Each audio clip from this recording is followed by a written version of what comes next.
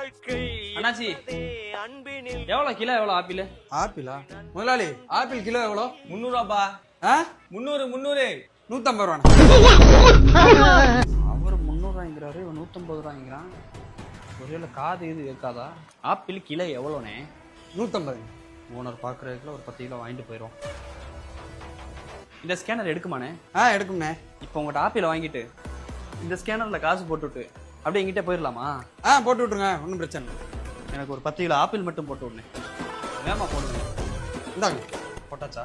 போட்டாச்சு. அண்ணா எவ்வளோண்ணே? 10 கிலோ தானே? 1500. அண்ணே போட்டேண்ணே. வரண்ணே. இன்னைக்கு ஒரு 1500 ரூபா லாபம்டா முதலாளி. சக்சஸ். ஏய் பயங்கரமான ஆள்ரா நீ. அசையாத மரம் உயிர்ந்தது கீழே. அடிக்குது.